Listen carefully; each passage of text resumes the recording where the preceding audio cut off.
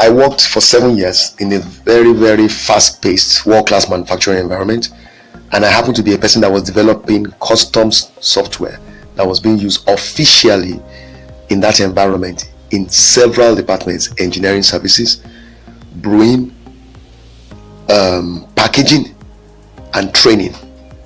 I was actually developing applications that were formally adopted for use. When the ISO 9, what's it called them, the Standards Organization of Nigeria came for ISO certification before I left the company, I was technical training and development manager, and I had to build a training tracking database that was put on the server by the IT department for use by all the departments in the brewery, and that was how we got accredited.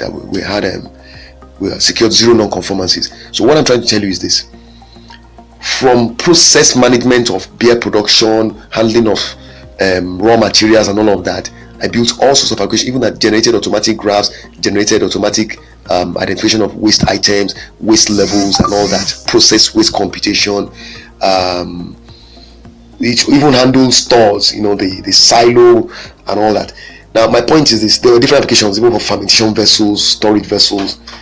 I built software that was designed to work in a very serious environment for use by decision makers, senior level people, and I started doing that as a management trainee, and it got me to move very rapidly up the ranks in the company.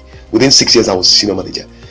Why do I tell you this? I want to tell you that because I want you to understand, you are working with senior managers. These manufacturing companies you are talking about, the decision makers there are the senior managers. They are the thinkers in the company. They are the ones that are trying to decide where the company should go. They are the ones that are trying to evaluate the performance of the company's products in the marketplace.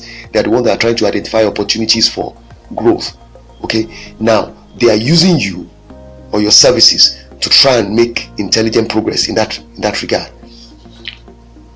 There could be nothing better for you than to have someone like me who can bring his experience of manufacturing, my familiarity with the process, and the fact that I have also related to people in trade. I mean trade when I say the marketplace, with regard to product that my company was selling. So I have an understanding. Before I got into the brewing industry, I worked with another company that was a manufacturer in Lagos, and that one was even a smaller company, much smaller than Guinness, and it was the same thing. I was a sales coordinator and I was on the field, but I also had to be trained in the art of the brewing of the product, and it was a small company. So my point is this: if there's anything that you can be sure of, it is that I even understand better than you imagine what you're having to deal with, what you need to do.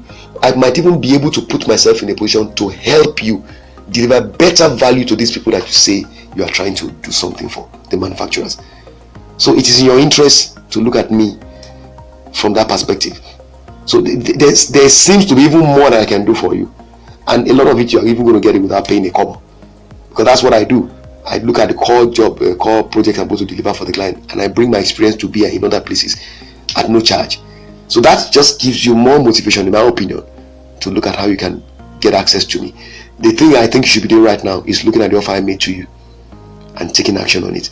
If you need to talk to me about the means of payment, in terms of, do you want instrumental payment option, I can make you an offer on that.